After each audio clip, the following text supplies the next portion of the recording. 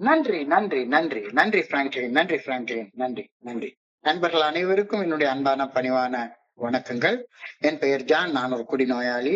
எல்லாம் வல்ல இறைவனோட அருளாலையும் தோழமையில இணைந்து செயல்படுவதால் நான் பெற்றுக்கொள்ளக்கூடிய அனுபவம் தெம்பு நம்பிக்கையாலையும் இன்னைக்கு ஒரே ஒரு நாள் நான் குடிக்கல, தெளிவா மன நிறைவா அமைதியா வாழ என்னாலான எல்லா முயற்சிகளையும் செய்து கொண்டிருக்கின்றேன்.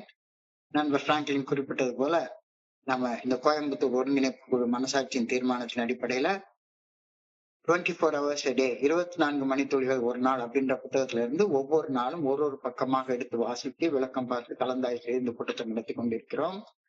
அதன் தொடர்ச்சியாக இன்றைக்கு நாம அடைஞ்சிருக்கிற பக்கம் ஏப்ரல் மாதம் 14ஆம் நாள். அதற்கு முன்னால நாம் இன்னைக்கு இந்த வருஷத்துடைய கடைசி நாள்ல இருக்கிறோம். எண்ட் டே 2025 இன்னையோட முடியுது. இந்த 2025 நன்றியோட திரும்பி பார்ப்போம். இந்த வருஷம் என்ன நடந்திருந்தாலும் சரிதான், அந்த நடந்த நிகழ்வுகளை நன்றியோட நம்ம நினைச்சு பார்க்க முடியல அப்படின்னு சொன்னா நடக்க போற 2026வது ஆண்ட நம்பிக்கையோட எதிர்நோக்க முடியாது அப்படின்ற கருத்தை நான் இப்ப நினைவு கூறேன்.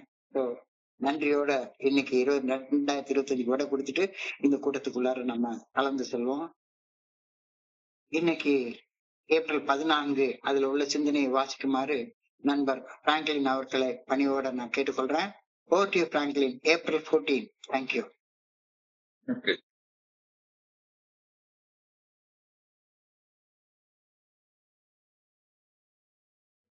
இருபத்தி 24 மணித்துளிகள் ஒரு நாள்.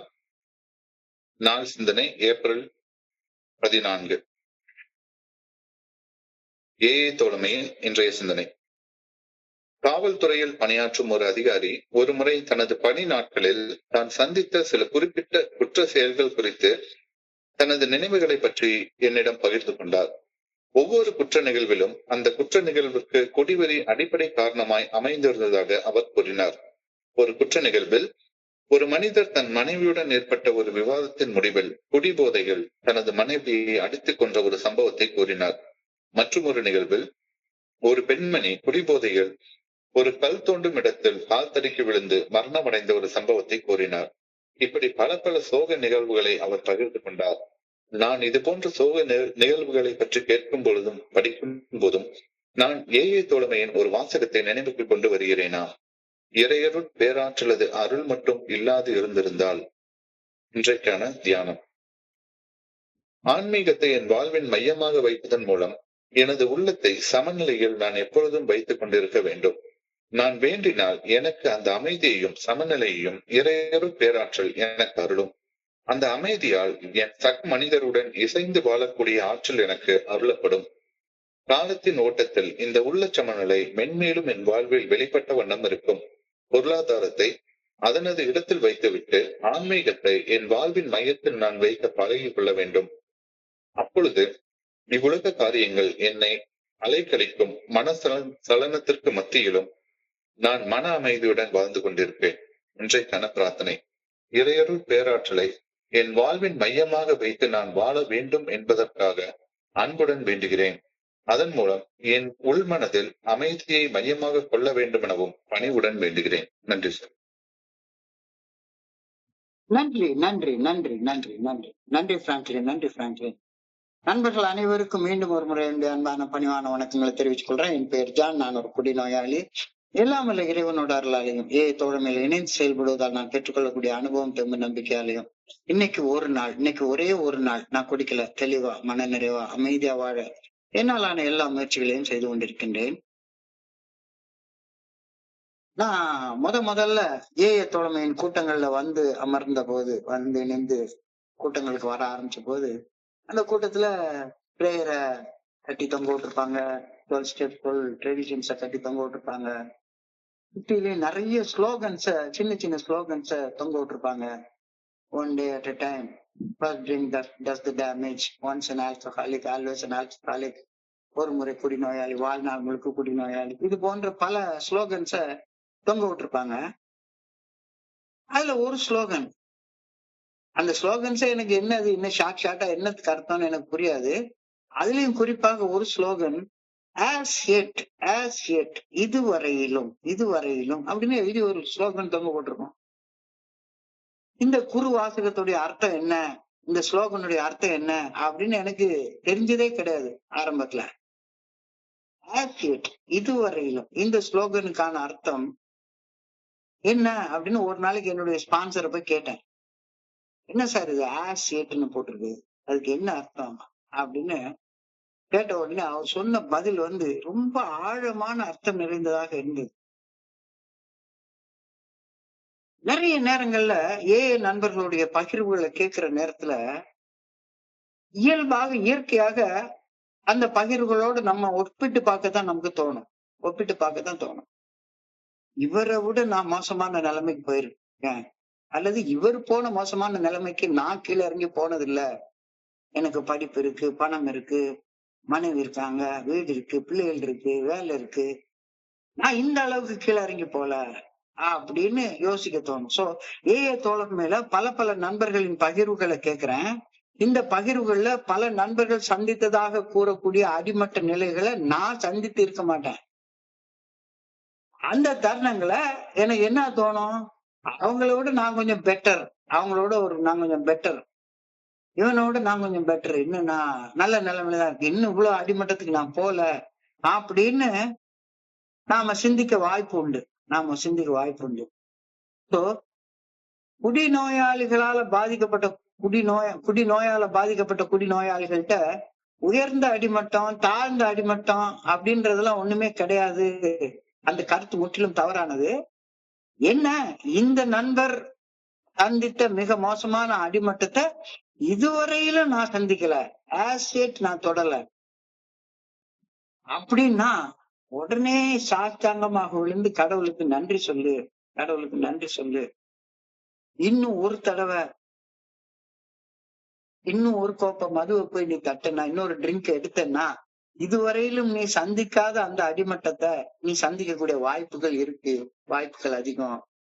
அதுதான் அந்த ஸ்லோகனுக்கு அர்த்தம் அப்படின்னு அவர் சொன்னாரு. கொஞ்சம் உண்மையிலேயே இவ்வளவு ஆழமான அர்த்தம் நிறைந்த அந்த ஸ்லோகன் ஆனா வெளிமட்டத்துல பார்த்தா தெரியவே இல்லை. நான் சந்தித்த ஒரு அடிமட்ட நிலைய, அந்த நண்பர் சந்தித்த ஒரு அடிமட்ட நிலைய நான் சந்திக்காது இருப்பதை உணரும் போது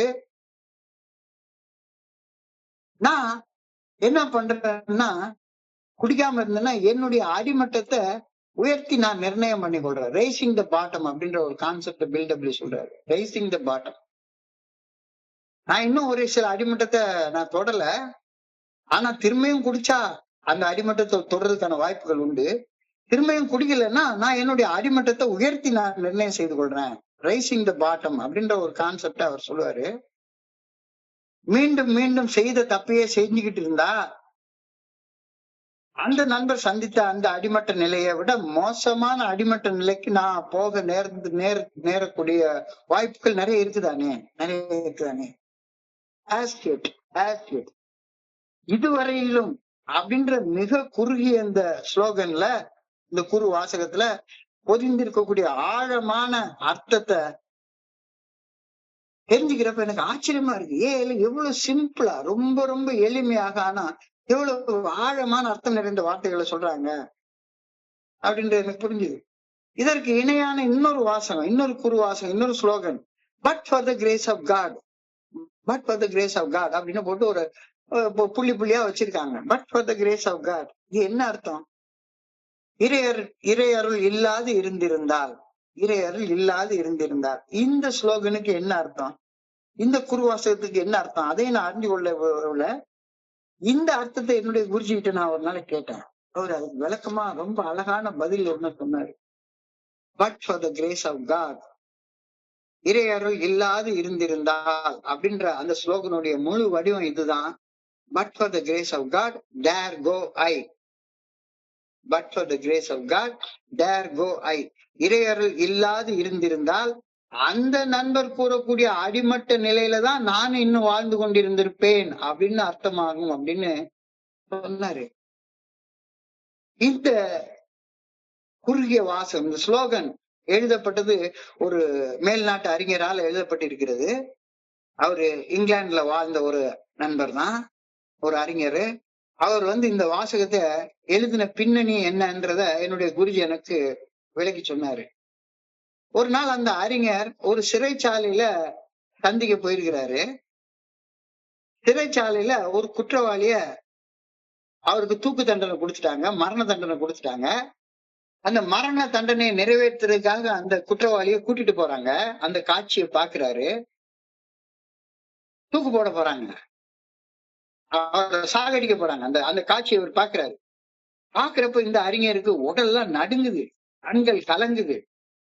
ஐயா, என்னடா இது, ஒரு மனுஷனை சாகடிக்க போறாங்க, தூக்குல போட்டு சாகடிக்க போறாங்க, அத கண்ணால பாத்துட்டு இருக்கேனே. கலங்கிய கண்களோட அவர் கடவுளை கையெடுத்து கும்பிட்டுட்டு இந்த குறுகிய வாசகத்தை சொன்னாராம். எனக்கு மட்டும் கடவுளுடைய அருள் இல்லாமல் இருந்திருந்தால் நான் செய்த தப்புக்கு என்னையும் தூக்கிலிட்டு சாகடிக்க அழைத்து கொண்டு போயிருப்பார்கள் அப்படின்னு அந்த அறிஞர் சொன்னாராம். இப்ப நமக்கு சொல்றப்பே மனசெல்லாம் கனமா இருக்கு. But for the grace of God there go I. But for the grace of God there go I. இந்த ரெண்டு ஸ்லோகனும் as yet, but for the grace of God, இந்த ரெண்டு ஸ்லோகனும் they are expressions of humility, meaning that the other person's misfortune could have been mine, and I am only fortunate or saved from the fate because of divine grace and not because I am inherently better. நான் அடுத்தவங்களோட உயர்ந்தவன்றதுனால இல்ல, இறை அருள்னா என்னன்றத உணர்ந்ததால எனக்கு வந்திருக்க வேண்டிய சில தண்டனைகள்ல இருந்து கடவுள் என்னைய காப்பாத்தி இருக்கிறாரு அப்படின்ற கருத்தை இந்த இடத்துல நான் புரிஞ்சுக்கணும். மேற்சொன்ன இரு குறு வாசகங்களும், அதாவது இதுவரையிலும் இறையர்கள் இல்லாது இருந்திருந்தால் அப்படின்ற ரெண்டு ஸ்லோகன்ஸும் என் மனதுல பணிவையும் அடக்கத்தையும் வளர்க்கின்றன. என்னுடைய சக மனிதர்களிடம் நான் காணக்கூடிய துரதிர்ஷ்ட நிலை இறையருள் இல்லாது இருந்திருந்தால் எனது துரதிர்ஷ்டமாக இருந்திருக்க கூடும். நானும் சாதாரண மனுஷன், ரொம்ப ரொம்ப சாதாரண சராசரி மனுஷன், சாதாரண குடிநோயாளி. அவங்க எல்லாம் என்ன தப்ப செஞ்சாங்களோ அதே தப்ப செஞ்சு வாழ்ந்தவன் தான் நானு. இந்த கருத்து தெளிவாக இந்த ரெண்டு ஸ்லோகன்ஸையும் படிக்கிறப்ப நமக்கு தெரியுது.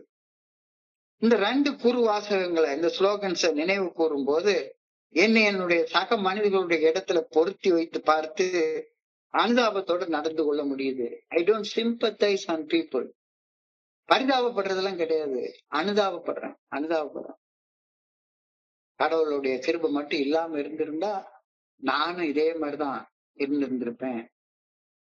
இதுவரையிலும் எனக்கு நடக்காத ஒண்ணு இன்னும் தொடர்ந்து நான் தப்பு செஞ்சிட்டு இருந்தா எனக்கு நடக்க நிறைய வாய்ப்புகள் உண்டு அப்படின்றது இந்த ரெண்டு ஷார்ட்டான ஸ்லோகன் எனக்கு உணர்த்துது, விளக்குது. இறையருட் பேராற்றின் பால் நன்றி உணர்வு இயல்பாக வருகின்றது. கையெடுத்து கடவுளை கும்பிடக்கூடிய அந்த நிலைமைக்கு நான் வந்துடுறேன். கடவுள் யாருன்னு எனக்கு தெரியாது.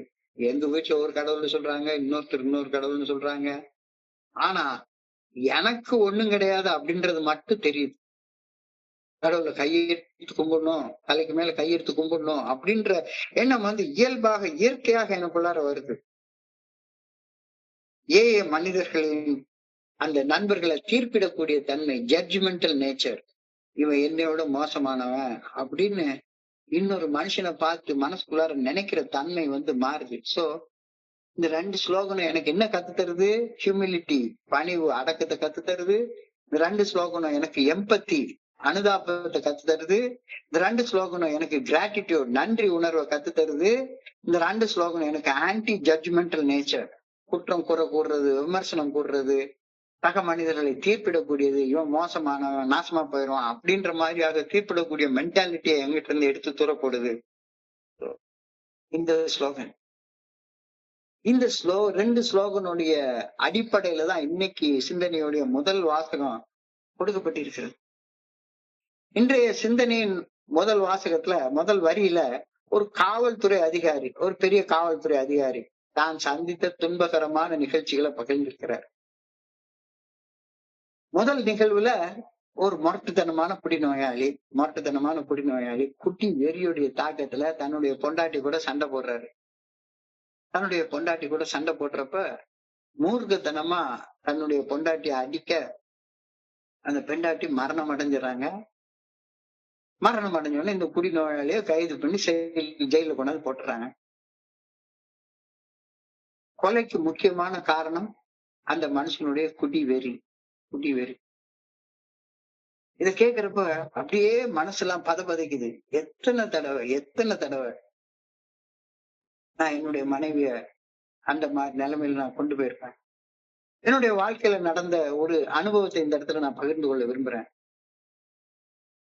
ஒரு நாள் என்னுடைய ஆபீஸ்ல எனக்கு ஒரு அரியர்ஸ் பணம் வந்தது. ஒரு 5 வருஷ இன்கிரிமெண்ட போட்டு எனக்கு ஒரு பெரிய பெரிய தொகை வந்தது. பெரிய தொகை, ரொம்ப பெரிய தொகை வந்தது. அந்த காலத்துல எல்லாம் வெறுமனே ஒரு குவார்டர் பாட்டிலே 15 ரூபாய் அப்படின்ற நேரத்துல எனக்கு வச்சிருக்கிற தொகையை வச்சுட்டு ஒரு வருஷ காலம் நிம்மதியா குடிச்சு அழிச்சாலும் அது அழியாது. அவ்வளவு பெரிய தொகை வருது. உடனே நான் என்ன பண்றேன், அதுவும் எப்படி என்னுடைய மனைவிக்கு தெரியாம வருது. என்னுடைய மனைவிக்கு தெரியாம அந்த பணம் வருது. அந்த பணத்தை வாங்கி ரொம்ப பெருசா அடையார் பார்க் ஹோட்டல்னு இருக்கக்கூடிய அந்த அடையார் பார்க் ஹோட்டலுக்கு போய் அங்க பார்ல போய் உட்காந்து ஏசி பார்ல உட்காந்து ரொம்ப நிதானமா குடிச்சிட்டு, ஏன்னா நிறைய பணம் இருக்கு என்கிட்ட, நிறைய பணம் இருக்கு. குடிச்சிட்டு சாப்பிட்டுட்டு ஒரு 3 மணிக்கு போல வீட்டுல இந்த பணத்தை எங்கேயாவது பத்திரமா கொண்டு போய் வைக்கணுமே, மனைவிக்கு தெரியாம வைக்கணுமே அப்படின்னு சொல்லிட்டு சுத்தி சுத்தி பார்த்தேன். எனக்கு எங்க வைக்கிறதுன்னு தெரியல. ஆனா ஒரு இடம் எனக்கு ஞாபகம் வந்தது. பீரோல இருக்கக்கூடிய லாக்கர்ல என்னுடைய மனைவி கல்யாண பட்டுப்புடவை, முகூர்த்த பட்டுப்புடவையோ வச்சிருக்காங்க. அந்த முகூர்த்த பட்டுப்புடவையை எடுக்கவே மாட்டாங்க. அந்த முகூர்த்த பட்டுப்புடவைக்குள்ளார வச்சுட்டா சேஃபா இருக்கும் அப்படின்னு நினைச்சு அந்த லாக்கரை திறந்து முகூர்த்த பட்டுப்புடவைக்குள்ளார வச்சுட்டு நான் பாட்டுக்கு படுத்து தூங்கிட்டேன். ராத்திரி ஒரு 8 மணிக்கு போல ஏகப்பட்ட பணம் இருக்கு, நல்லா நிம்மதியா குடிச்சுக்கலாம் அப்படின்னு சொல்லி அந்த பணம் இருக்கிற இடத்துல போய் தேடி பார்த்தா அந்த பணத்தை காணோம். அவ்வளவு பெரிய பணத்தை காணோம். என்னடா இது, நம்ம ரொம்ப எல்லாம் குடிக்கலையே. அடையார் பார்க் ஹோட்டல்ல ஒரு 2-3 லார்ஜ் தான் குடிச்சிட்டு வந்திருக்கோம். நைட்டு தானே குடிச்சுக்கலாம்னு நினைச்சிட்டு வந்தோம். பணத்தை காணுமே, என்னன்னு சொல்லி கேட்டா அப்படி தேடி தேடி பாக்குறேன். மனைவி கிட்ட சொல்லவும் இல்லை. மனைவி பாட்டு உட்கார்ந்து இருக்காங்க. உடனே மனைவிட்டு போய் மெல்ல கேட்டேன், இந்த பீரோல நான் கொஞ்சம் பணம் வச்சிருந்தேன், எதுவும் பாத்தியா அப்படின்னு கேட்டேன். உடனே என்னுடைய மனைவி சர்க்காஸ்டிக்கா கிண்டலா நக்கலா ஒரு பதில் சொன்னாங்க.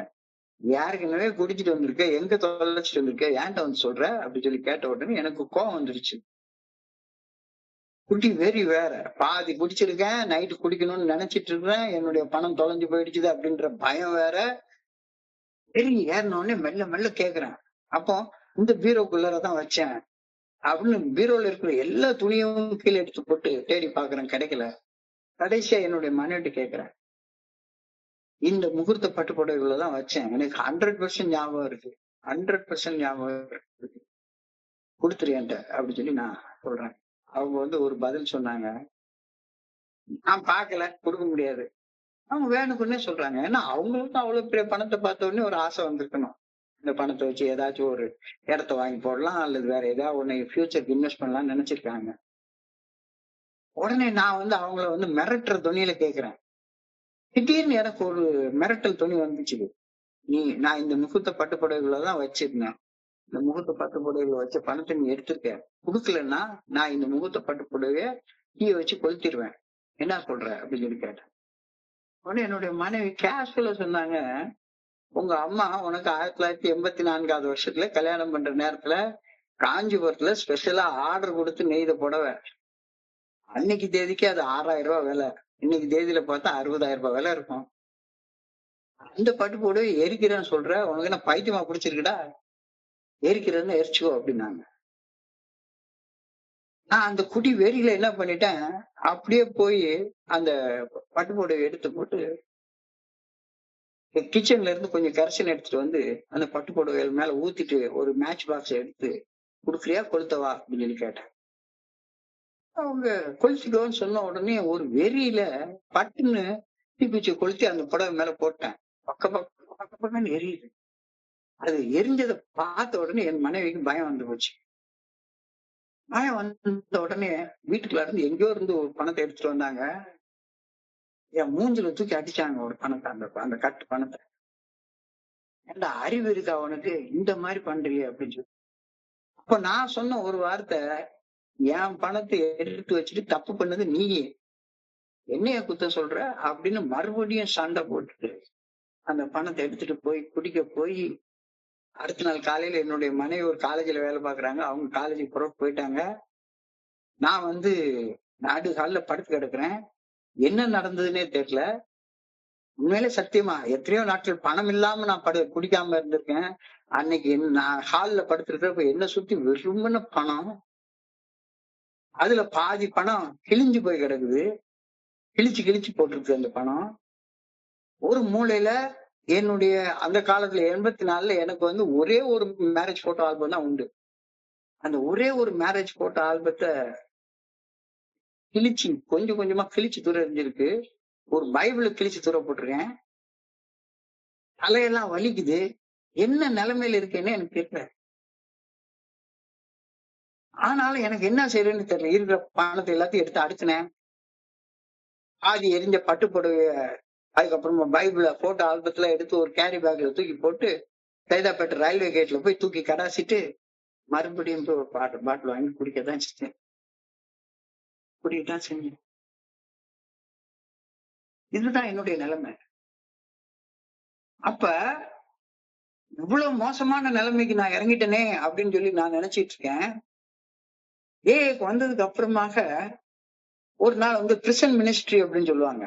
பிரிசன் மினிஸ்ட்ரி அப்படின்றப்ப சிறைச்சாலை பணி, அந்த சிறைச்சாலை பணியில நான் ஒரு ஃபாதர் கூட அந்த சிறைச்சாலைக்கு போயிருக்கிறப்ப அந்த சிறைச்சாலையில உள்ள ஒரு ஆயுள் தண்டனை கைதிய என் கூட பேசுறதுக்கு கொடுத்தாங்க.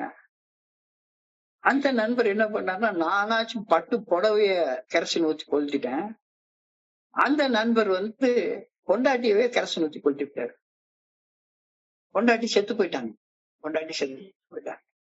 அவரு அப்படியே ஆயுள் தண்டனை கைதியாக அவருக்கு 14 வருஷமா 15 வருஷமா போட்டாங்க உள்ளார்.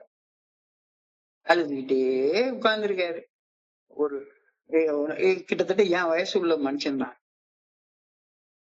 இதுவரையிலும் நான் என்னுடைய கீழ்மட்டம் ரொம்ப பெருசு நினைச்சிட்டு இருந்தேன். என்னை விட மோசமான கீழ்மட்டத்தை ஒருத்தர் பார்த்திருக்காரு. நான் பட்டுப்புடவை தான் கொளுத்தினா அவருக்கு பட்டுப்புடவை கட்டியிருந்த பொண்டாட்டியவே கொளுத்தி விட்டாரு.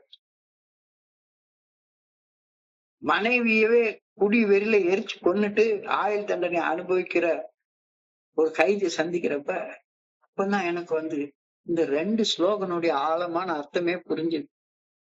இதுவரையிலும் இன்னும் ஒரு தடவை பிடிச்சேன்னா பட்டுப்புடவைய கொளுத்துலன்னா அந்த குடி வெறியில பொண்டாட்டியவே கொளுத்துறதுக்கு எவ்வளவு நேரம் ஆயிருந்திருக்கும். But for the grace of God, இறைவனுடைய அருள் இல்லாது இருந்திருந்தால் நானும் புழல் ஜெயில அந்த இடத்துல அந்த மனுஷனுடைய நிலைமையில தான் நான் இருந்துட்டு இருந்திருப்பேன். இன்னைக்கு இதுவரையிலும் நான் செய்த எந்த ஒரு குற்றத்திற்கும் நான் சிறைச்சாலைக்கு போகவே இல்லை. இது வரைக்கும் போல. சிறைச்சாலைக்கு போயிருந்தேன்னா எனக்கு கவர்மெண்ட் ஜாப் போயிருக்கும். எனக்கு சர்வீஸ முடிச்சு பென்ஷன் நான் வாங்கியிருக்க மாட்டேன். ஆனால் தோழமைக்கு வராம தொடர்ந்து குடிச்சுக்கிட்டே இருந்திருந்தா நான் சிறை செல்லக்கூடிய ஒரு வாய்ப்பு உருவாகி இருக்கிறதுக்கு நிறைய உண்டு. ஏன்னா அந்த வெறி பிடிச்ச மனுஷன் நானு. நடந்திருக்க வாய்ப்பு நிறைய உண்டு. இறையருள் இல்லாது இருந்திருந்தால் நானும் அங்க சிறைச்சாலைக்குள்ளார உட்கார்ந்துட்டு இருந்திருப்பேன். அங்க அச்சடிச்ச சோறு, அந்த சோத்தை வாங்கி தின்னுட்டு சாயங்காலமான 7 மணிக்கு எல்லாத்தையும் ஆடு மாடு அடைக்கிற மாதிரி பட்டிக்குள்ளார போட்டு அடைச்சு போட்டுருவாங்க. அந்த வாழ்க்கையை தான் வாழ்ந்துட்டு இருந்தது. இத அந்த போலீஸ் அதிகாரி சொல்றாரு. குட்டி வெறியில மனைவி அடிச்சே கொன்ன ஒரு மனுஷன், குடி வெறியில மனைவியோடைய பட்டுப்புடைய கொளுத்துன நானு, குடி வெறியில கெரசினை ஊத்தி பொண்டாட்டியவே எரிச்சு கொன்ன ஒரு மனுஷன். இது எல்லாத்துக்கும் அடிப்படையில குடி வெறி இருக்குது. ரெண்டாவது உதாரணத்துல ஒரு பெண்மணி ஒரு உயரமான மலைப்பகுதியில் நடந்து போயிட்டு இருக்காங்க. ஒரு கல் குவாரியில நடந்து போயிட்டு இருக்காங்க. லேசா கல்லு தடுக்கி விழுது. மேல இருந்து ஒரு 50 அடி பள்ளத்துக்குள்ளார கீழே விழுந்து செத்து போயிடுறாங்க. போதையில ஆண்டவன் கொடுத்த அற்புதமான உயிர். ஆண்டவன் கொடுத்த அற்புதமான உயிர். என்ன எப்படி போகுதுன்னு கூட தெரியாம இந்த குடி வெறி அந்த உயிரை போக்கடிச்சிருச்சு. இந்த அனுபவத்தை இன்னைக்கு அந்த போலீஸ் அதிகாரி சொல்றாரு. நான் திருநெல்வேலிக்கு வந்த ஆரம்ப காலகட்டத்துல 2018, 19 இந்த ரேஞ்சில நான் திருநெல்வேலியில வந்து சேர்ந்தேன். அப்ப ஒரு சாதாரண பிளம்பர், எலக்ட்ரீஷியன் பிளம்பர், அந்த மனுஷன் ஒரு குடி நோயாளி. அவரை டுவெல்த் ஸ்டெப் பண்ணலான்னு நான் அவர் வீட்டுக்கு போயிருக்கேன். அவர் திருநெல்வேலிக்கு அவுட்டர்ல நல்ல அழகா 2 கிரவுண்ட்ல நல்ல பெரிய வீடு கட்டி வச்சிருக்கிறாரு. வீடு கட்டிட்டு 2 மரத்துக்கு அடியில ஒரு தொட்டில கட்டிட்டு அந்த தொட்டில அழகா படுத்துக்கிட்டு ஒரு ஃபுல் பாட்டில வாங்கி வச்சுட்டு குடிச்சிட்டு இருக்காரு. அவர் என்னை பார்த்து சொல்றாரு, சார் உங்களுக்கு எல்லாம் குடிக்க தெரியல சார். நான் நேத்துக்கு பாருங்க ஒரு வேலை செஞ்சேன், எனக்கு 2500 ரூபாய் பணம் கிடைச்சது. 1000 ரூபாய் வீட்டுல கொடுத்தேன், மட்டன் வாங்கி கொடுத்து குழம்பு வச்சிட்டு இருக்காங்க. நான் இப்ப இங்க உட்காந்து ஒரு 1/2 பாட்டில் வாங்கி வச்சு குடிச்சிட்டு இருக்கேன். நல்லா சாப்பிடுவேன், படுத்துவேன். நாளைக்கு ஒரு வேலை இருக்கு, நான் சம்பாதிக்க போறேன். என்ன சார் இது அப்படின்னு சொல்லி என்கிட்ட கேட்டாரு. எனக்கு உண்மையிலேயே அந்த ஆள்கிட்ட, ஏப்பா நீ உன்னை பார்த்தா தெரியுது நீ நல்ல குடி நோயாளியா இருக்கு, வேண்டாம் ஏஏ மீட்டிங் வானா. சார் ஏஏ மீட்டிங்ல கிறுக்கன்னு வந்து போற இடம் சார். அங்க உட்கார்ந்து உங்களை மாதிரி 12 படிகள் அடங்கி மீட்படையும் செயல் திட்டம், கடவுள், ஆன்மீக விழிப்புணர்வு ஏதோ கிறுக்குத்தனமா உளறிட்டு உட்கார்ந்து இருப்பாங்க. நான் கிறுக்கன்களோட வந்து சேர்றதுக்கு தயாராக இல்லை. அப்ப ஒரே வார்த்தையில் சொல்லி முடிச்சிட்டாரு. ஒரு வாரம் கழிச்சு, அப்ப கோவிட் டைம், கொரோனா டைம், ஊர் முழுக்க வெறுமனா ஊரடங்கு உத்தரவு போட்டிருக்கு. இவர் போய் எங்கேயோ ஒரு இடத்துல போய் ஒரு ஃபுல் பாட்டில பிளாக்ல வாங்கி குடிச்சிட்டு அவருடைய பைக் எடுத்துட்டு திருநெல்வேலி to தூத்துக்குடி போற ரோட்ல ஒருத்தருமே இல்ல. அந்த ரோட்ல இவர் பாட்டுக்கு 120 கிலோமீட்டர் ஸ்பீட்ல வண்டியை ஓட்டிட்டு போயிருக்காரு.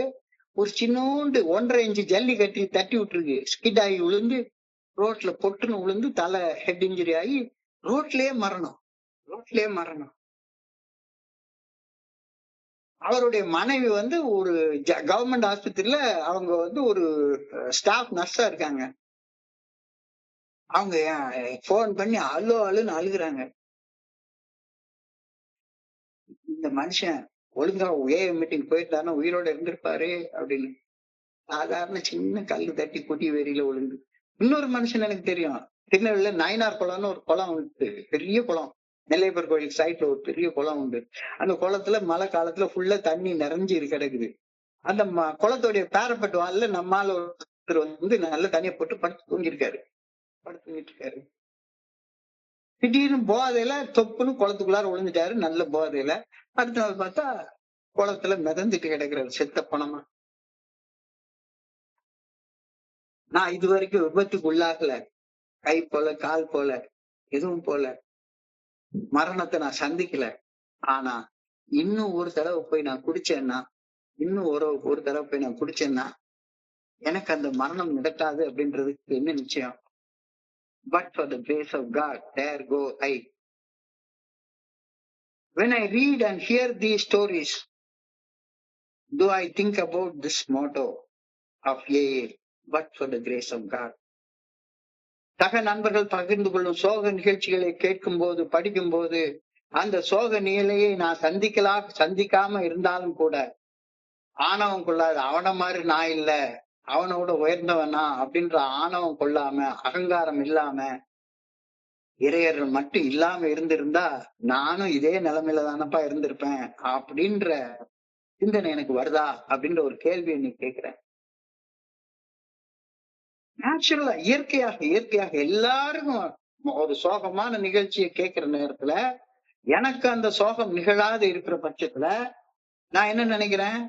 அவங்களோட உயர்ந்தவங்க, நான் அவங்களோட உயர்ந்தவன். எனக்கு அது நடக்கல.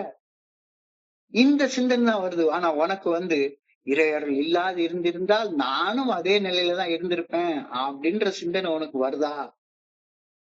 அருள் என்றால் அருவம் பிளஸ் உள். அருவம் என்றால் மறைவாக இருக்கிறது. மறைவாக எனக்குள்ளார இருந்து என்னை வியக்கக்கூடிய இறையர்கள் பேராற்றல் மட்டும் இல்லாம இருந்திருந்தால் என் நிலை என்ன ஆயிருக்கும் அப்படின்னு சிந்திக்க தோன்றுதா உனக்கு? இல்லையே. இப்பவும் நான் உட்கார்ந்து அட்வைஸ் பண்ணிட்டு தானே இருக்கிறேன். வர்றவங்க எல்லாரும் உட்கார்ந்து அட்வைஸ் பண்ணிக்கிட்டு இப்பதான் எனக்கு புரியுது. இது இங்க அட்வைஸ் பண்ற இடம் இல்ல. அனுபவத்தை பகிர்ற இடம். நான் இங்க என்னுடைய எவ்வளவு கிறுக்குத்தனமான செயல் நான் இந்த உண்மையிலேயே இன்னைக்கு நான் நிறைய போட்டோஸ் போட்டு வச்சிருக்கேன். பெரிய ஆல்பமா போட்டு வச்சிருக்கேன் என்னுடைய பேட்டியில வச்சு. ஆனா என்னுடைய கல்யாண ஆல்பம் என்கிட்ட இல்ல.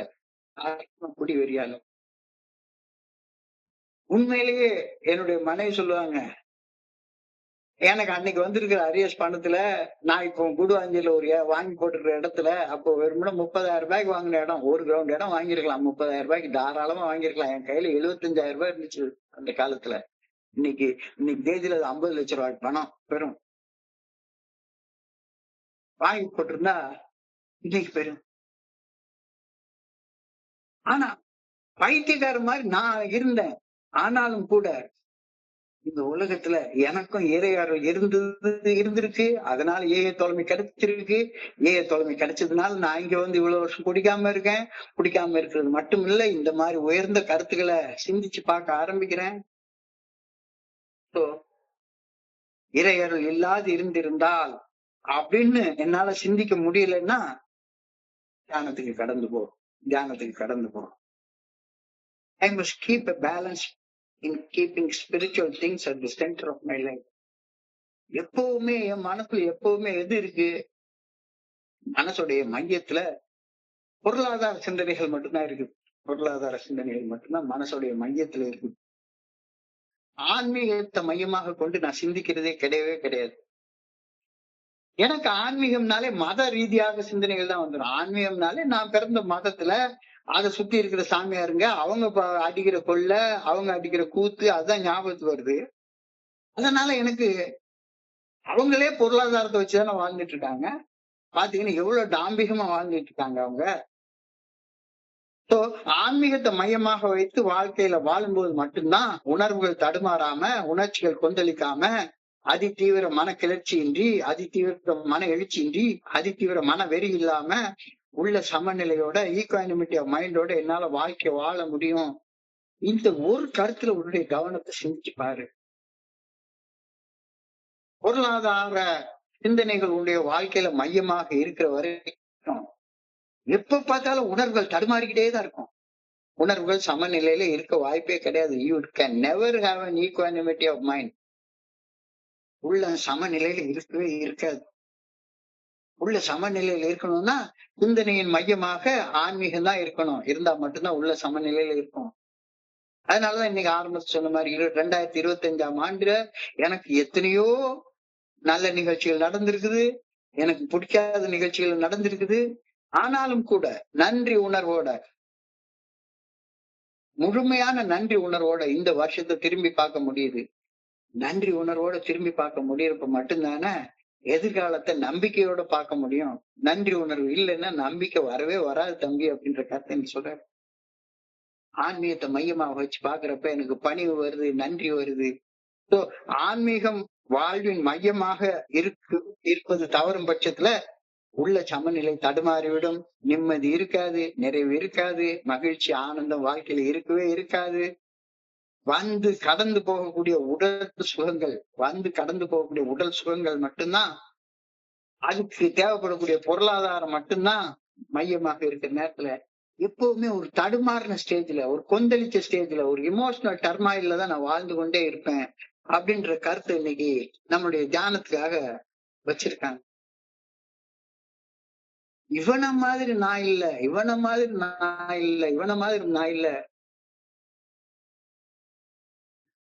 நிறைய நேரங்கள்ல நான் பார்த்திருக்கிறேன். நான் உண்மையிலேயே ஒரு நண்பர் வந்து எங்க கவர்மெண்ட் சர்வீஸ்ல இருக்கிற நேரத்துல, கவர்மெண்ட் சர்வீஸ்ல பாலியல் தவறுகள் செய்து மாட்டிக்கிட்டா செத்தான். அவனுக்கு எல்லாமே போயிடும். அப்படி மாட்டிக்கிட்டு ஊரெல்லாம் அவமானப்பட்டு அசிங்கப்பட்டு நின்ன ஒரு ஆளை நான் பார்த்திருக்கிறேன். இத்தனைக்கும் அவர் குடி நோயாளி எல்லாம் கூட கிடையாது. பாலியல் ரீதியாக ஒரு பெண்ணை அவர் கேட்டிருந்தார். அது வெளியே தெரிஞ்சு போய் ப்ரூவ் பண்ணப்பட்டு அவருக்கு வேலை பறி போய் அவர் டிஸ்மிசல் ஆஃப் சர்வீஸ் ஆக்கி ஒட்டு மொத்தமா கேவலப்பட்டு ஒண்ணுமில்லாத நிலைமைக்கு போயிட்டாரு. நான் கடவுளுடைய கிருபையால மாட்டிக்கிறது. ஆனா எனக்கும் அதே எண்ணங்கள் இருந்தது, நிறைய இருந்தது, வெறி பிடிச்ச எண்ணங்கள் இருந்தது. ஆனாலும் பயத்துல அந்த வெறி பிடிச்ச எண்ணங்களை நான் செயலாக்கி இருந்தேன்னா நானும் மாட்டியிருப்பேன். அதே நிலைமையில நான் இருந்திருப்பேன். இப்போ ஆன்மீகம் வாழ்வின் மையமாக இருப்பது தவறும் பட்சத்துல உள்ள சமநிலை தடுமாறிவிடும். நிம்மதி இருக்காது, நிறைவு இருக்காது, மகிழ்ச்சி இருக்காது, ஆனந்தம் இருக்காது. வாழ்க்கையே ஒரு குப்பைமேடு மாதிரி இருக்கும். வந்து கடந்து போகும் உடல் உள்ள சுகங்கள் மட்டும்தான் பொருளாதாரத்தை மையமாக வைத்து வாழ்க்கையில எனக்கு கிடைக்கும். அப்போ கொஞ்ச நேரம் சந்தோஷமா இருப்பேன். போதை வந்து எவ்வளவு நேரத்துக்கு இருக்கும் போது 1 மணி நேரம், 2 மணி நேரம், 3 மணி நேரம் போதை இருக்கும், அவ்வளவுதான். ஒரு பெண் கூட சுகம் அனுபவிச்சா என்ன இருக்கும்? 1 மணி நேரம், 2 மணி நேரம். அப்புறம் தலையில அடிச்சுட்டு ஐயோ போச்சு, ஐயோ போச்சு, ஐயோ போச்சு, எப்படிதான் இருப்பேன். God will give me this poise and the balance of mind if I place His good orderly direction first. அவருடைய நல்ல ஒழுங்கான வழிகாட்டுதலை முதன்மையாக வைத்து நான் வாழ பழகுற பட்சத்துல எனக்கு உள்ளத்துல நிம்மதி இருக்கும், நிறைவு இருக்கும், அமைதி இருக்கும், ஆனந்தம் இருக்கும். இல்லாத பட்சத்துல இதெல்லாம் இருக்காது. அவ்வளவுதான். யார் கூட தோழமையில நான் இருக்கேன்றது ரொம்ப முக்கியமானது. This poise will give me power in dealing with the lives of others. அடுத்த மனிதர்களுக்கு பணி செய்யறதுக்கு உனக்குள்ளார ஒரு உள்ள சமநிலை இருந்தா தானடா நீ பண்ண முடியும். உனக்குள்ளரே உள்ள கிடந்து தடுமாறிட்டு இருக்க, ராத்திரி உட்கார்ந்து போன் பிக்சரை பார்த்துட்டு உட்கார்ந்து இருக்க. உனக்கு எங்கிருந்து இந்த அடுத்தவங்களுக்கு பணி செய்யக்கூடிய பக்குவம் எல்லாம் வரும்? ஆன்மீகத்தை மையமாக வைத்து இறையர் பேராற்றின் நல்ல ஒழுங்கான வழிகாட்டுதலுக்கு பணிந்து செயல்பட்டு வாழாவிட்டால் என் சக மனிதர்களுக்கு பணி செய்யும் ஆற்றலை ஒருபோதும் என்னால பெற்றுக்கொள்ள முடியாது. ஒருபோதும் என்னால பெற்றுக்கொள்ள முடியாது. நான் பணி செய்யறது ஒரு வேஷம் போடுறதுன்னே நினைச்சிட்டே இருக்கேன். பணி செய்யறது ஒரு வேஷம் போடுறதுன்னு நினைச்சிட்டு இருக்கேன். When service becomes a performance, the places of service become theaters. நாடக கொட்டாயா மாறி போயிடும். இந்த விஷயத்த இறந்து போன போப்போ சொன்ன வார்த்தை. ஒவ்வொரு சர்ச்சும் இன்னைக்கு நாடக கொட்டா மாதிரி தான் நடந்துட்டு இருக்கு. ஒவ்வொருத்தரும் அவங்கவுங்க பிரசங்கம் பண்றதுல பெரிய தலைகீழ நின்று பிரசங்கம் பண்றாங்க.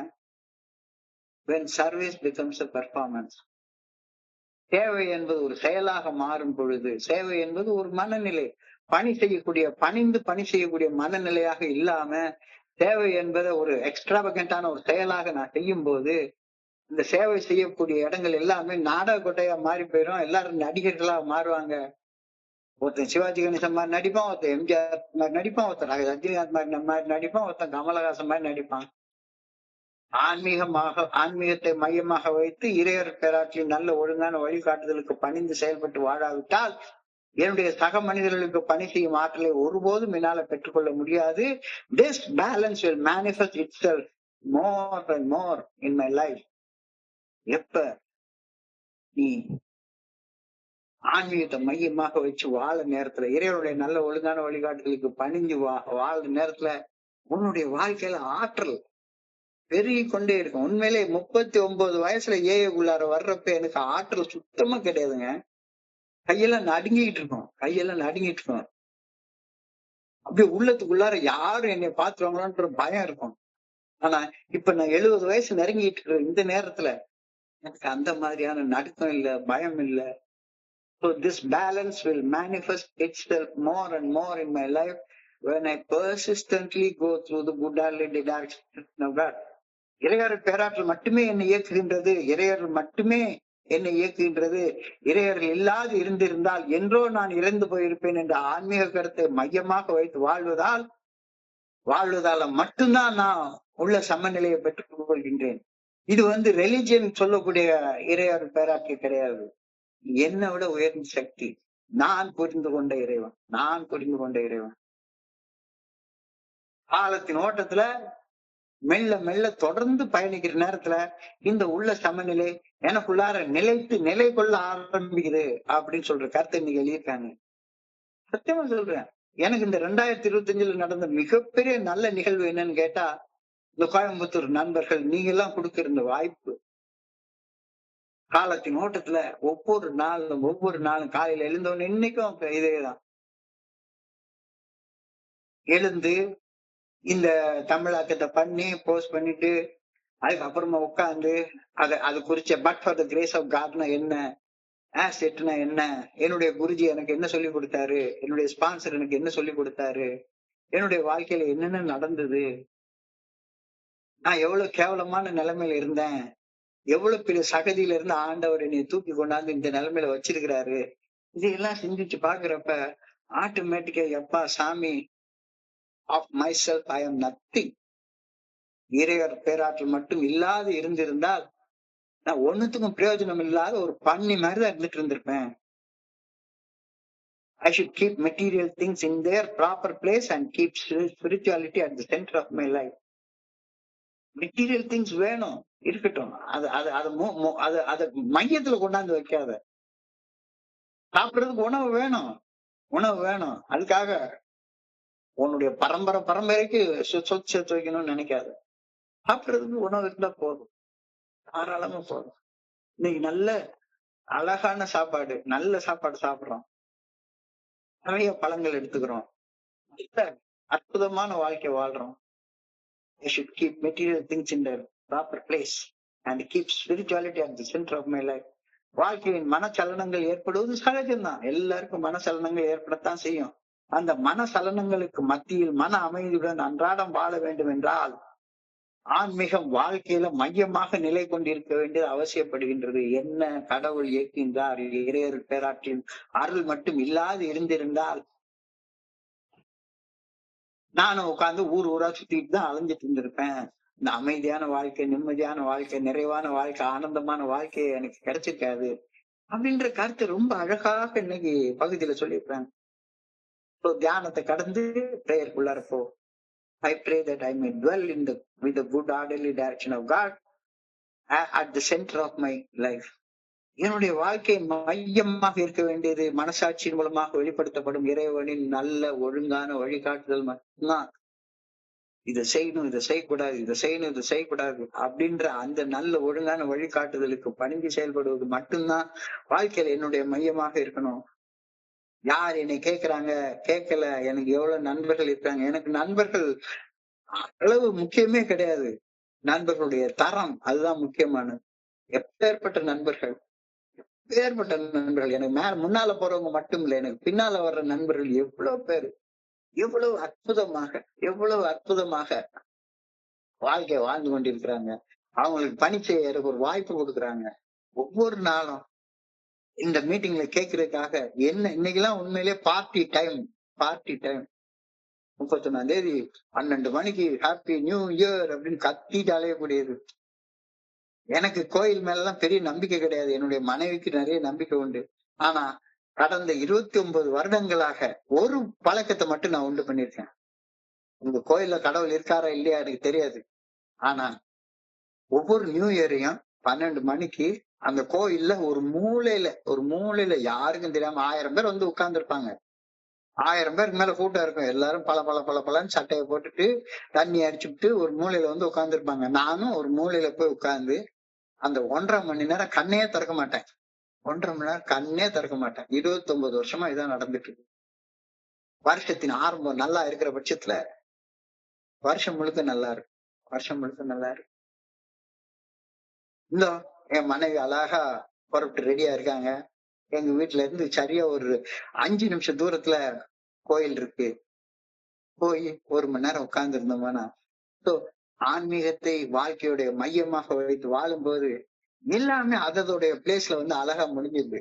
பொருளாதாரத்துக்கும் பஞ்சமே கிடையாது. சாப்பிடுறதுக்கு சாப்பாடு இல்லையா, உடுத்திக்கிறதுக்கு துணி இல்லையா, படுத்துக்கிறதுக்கு இடம் இல்லையா, எல்லாமே நல்லா இருக்கு.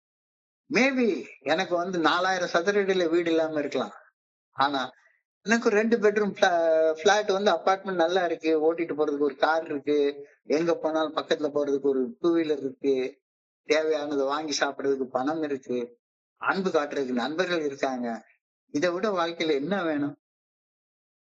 இது எல்லாமே ஒரே ஒரு குடி பட்டுன்னு போயிடும். சீட்டுக்கட்டு மாளிகை மாதிரி கீழே உள்ள ஒரு சீட்டை தட்டி விட்டா போதும், மாளிகையே கலைஞ்சு விழுந்துரும். 29 வருஷம் குடிக்காம இருக்கிற வாழ்க்கை வெறுமன இட்ஸ் ஆர்ம்ஸ் லெங்த் அவே அப்படின்னு சொல்லுவாங்க. ஆர்ம்ஸ் லெங்த் அவே. இன்னைக்கு எங்க அபார்ட்மெண்ட்ல இருக்கிற பெரிய பெரிய லாயரு, டாக்டர் எல்லாரும் எங்க வீட்டுல வந்து கோர்ட்டுக்கு ஏத்த மாதிரி எங்க வீடு இருக்கு. எல்லாம் நிறைய லாயர்ஸ் இருக்காங்க. எல்லாம் பார்ட்டி சார் என்னைய பார்த்துட்டு நான் ஒரு பெரிய கவர்மெண்ட் போஸ்ட்ல இருந்திருக்கேன் அப்படின்றதுனால சார் இன்னைக்கு சீஃப் கெஸ்டா இன்னைக்கு பார்ட்டியை கூப்பிடும் அப்படின்னாங்க. அப்படின்னு ரெண்டு பேர் வந்து கூப்பிட்டாங்க என்னங்க. ஏன்னா அவங்களுக்கு எல்லாம் ஏஏல இருக்கிறேன், இவ்வளவு வருஷம் குடிக்காம இருக்குன்றதெல்லாம் தெரியாது. சார் நீங்க குடிக்கலாம் வேண்டாம், கொக்கோ கோலாவை வச்சுட்டு எங்க கூட வந்து உட்காருங்க அப்படின்னு சொல்லி சொன்னாங்க. லாயர் மட்டும் இல்ல, பெரிய பெரிய டாக்டர்ஸ். எங்க வீடு ஜிஹெச்க்கு ஏத்த மாதிரி தான் இருக்குது. ஜிஹெச்ல இருந்து ஒரு கிலோமீட்டர் தூரத்துல இருக்கு பெரிய ஜிஹெச், மல்டி ஸ்பெஷாலிட்டி ஹாஸ்பிட்டல் இருக்கு. அது ஜிஹெச்ல டாக்டர்ஸ் எல்லாருமே அவங்க நியூ இயர்னா ஒரு நாள், இன்னைக்கு ஒரு நாள் ஃபுல்லா பூஸ், இன்னைக்கு லீவ் விட்டுட்டு நம்ம பாட்டு பண்ணுவோம். வாழ்வின் மையத்துல ஆன்மீகத்தை வைக்கிறப்ப but for the grace of God நானும் அதே பைத்தியக்கார மாதிரி வாழ்ந்துட்டு இருப்பேன் அப்படின்ற கருத்து எனக்கு தெளிவாக தெளிவாக தெளிவாக தெரிய வருகிறது. ரெண்டு ஸ்லோகனை பத்தி இன்னைக்கு பார்த்தோம். As it but for the grace of God. இதுவரையிலும் என் வாழ்க்கையில சில அடிமட்டங்களை நான் தொடாம இருந்திருந்தா இன்னும் ஒரு தடவை போய் குடிச்சுன்னா அந்த அடிமட்டத்தை தொடுறதுக்கான வாய்ப்பு இருக்கு. அந்த ஸ்லோகனை சொல்றப்ப இன்னமும் என் கையெல்லாம் நடுங்குது. அந்த அறிஞர் சொல்றாரு, சிறைச்சாலையில ஒருத்தனை தூக்குல போடுறதுக்கு, நான் தூக்குல போடுறது கண்ணால பார்த்தது கிடையாது. அந்த தூக்கு மேடைகளை பார்த்திருக்கிறேன். அந்த மேடைகளை எப்படி கட்டுறது, எப்படி அதை டிசைன் பண்றது, அதெல்லாம் நான் பண்ணிருக்கேன். as a சிவில் இன்ஜினியர் அதை பார்த்திருக்கிறேன். ஆனா அவர் சொல்றாரு, தூக்குல போடுறதுக்கு ஒரு மனுஷனை கூட்டிட்டு போறப்ப இவர் மனசுல தோணுது, கடவுளுடைய அருள் இல்லாது இருந்திருந்தால் நானும் தூக்குல போடுறதற்கு அழைத்து செல்லப்பட்டு கொண்டிருந்திருப்பேன். எவ்வளவு ஒரு பணி உள்ள வார்த்தை, எவ்வளவு அனுதாபம் நிறைந்த வார்த்தை, எவ்வளவு நன்றி உணர்வு நிறைந்த வார்த்தை, அடுத்த மனிதர்களை ஜட்ஜ் பண்ணாத ஒரு வார்த்தை. But for the grace of God. என்னுடைய வாழ்க்கையில எவ்வளவு கேவலமா நான் இருந்தேன் அப்படின்றத உண்மையிலேங்க இன்னைக்கு என்னுடைய மனைவி இந்த கிறிஸ்துமஸ்க்கு போறப்ப சொல்லிட்டு வந்தாங்க. எல்லாரும் பட்டு புடவை, முகூர்த்த பட்டு புடவையே வருஷத்துக்கு ஒரு தடவை கட்டுவாங்க, எனக்கு அந்த புடவை இல்லாம பண்ணிட்டீங்க அப்படி சொல்லி சிரிச்சுக்கிட்டே சொன்னாங்க. அதுக்கப்புறம் எத்தனை புடவை வாங்கி கொடுத்தாலும் சரிதான், இந்த முகூர்த்த பட்டு புடவையோடைய இதை ஈடு பண்ண முடியாது. அப்போ for the grace of God நல்ல வேளை நான் முகூர்த்த பட்டு புடவை கொளுத்துனதோட நிறுத்திக்கிட்டேன். ஒருத்தர் பொண்டாட்டியை கொளுத்திட்டு ஜெயில போய் உட்கார்ந்து இருக்கிறாரு. அந்த நிலைமைக்கு நான் போகல, ஆக்சிடென்ட் ஆகல. எவ்வளவு வீர வசனம் பேசிட்டு இருந்தாரு. சும்மா ஒண்ணுமே இல்லாம ரோட்ல 120 கிலோமீட்டர் ஸ்பீட்ல போய் ஒரே ஒரு கல்லு தடிக்க விழுந்து ஹெட் இன்ஜுரி ஆகி இறந்து போனது. நயினார் குளத்துல வெறுமன பேரப்பட்டு வாழ போதையில படுத்து தூங்கிட்டு அடுத்த நாள் காலையில பார்த்தா போட்டோல எல்லாம் வருது. நான் ஒரு ஏஎம் மீட்டிங் வந்து உட்கார்ந்துருக்காரு. அடுத்த நாள் காலையில போட்டோ எடுத்து போட்டிருக்கான், நயினார் குளத்துல சடலமாக மிதந்து கொண்டிருந்தார் அப்படின்னு. When I read and hear these stories, do I think about the motto of AA, but for the grace of God? சிந்திக்கிறேன்னா சிந்திக்கலைன்னா மறுபடியும் ஆன்மீகத்தை வாழ்க்கையுடைய மையமாக வைத்து வாழ பழகிக்கோ. Pray that the good orderly direction உடைய வாழ்க்கையுடைய மையமாக இருக்கணும்னு கடவுளை வேண்டிக்கோ அப்படின்ற கருத்தை இன்னைக்கு ஆழமாக சொல்லியிருக்காங்கன்றதை நான் புரிஞ்சு கொள்றேன். இன்றைய பகுதியை படிக்கிறப்ப என் மனதை கடன் சென்ற சிந்தனைகளை உங்களோட பகிர்ந்து கொள்ள இந்த நல்ல வாய்ப்பு உருவாக்கி கொடுத்த இந்த குழுவிற்கு என்னுடைய மிக பணிவான நன்றிகளை தெரிவிச்சு கொள்றேன். இது வரைக்கும் பொறுமையாக கேட்ட ஒவ்வொரு நண்பருக்கும் என்னுடைய பணிவான நன்றிகள். எல்லாருக்கும் புத்தாண்டு நல்வாழ்த்துக்கள். இந்த இரவு பொழுது நண்பர்களுக்கு இனிமையான இரவாக அமைய, வரக்கூடிய புத்தாண்டு மகிழ்ச்சிகரமான பிராஸ்பரஸான வளமிக்க புத்தாண்டாக அமையணும்னு, எல்லாரும் நல்லா வாழணும்னு வாழ்க வளமுடன் வாழ்த்தி என்னுடைய இந்த பகிர்வை நிறைவு செய்து கொள்றேன். நன்றி நன்றி நன்றி நன்றி நன்றி. Over to you, Franklin. Thank you very much. Thank you very much.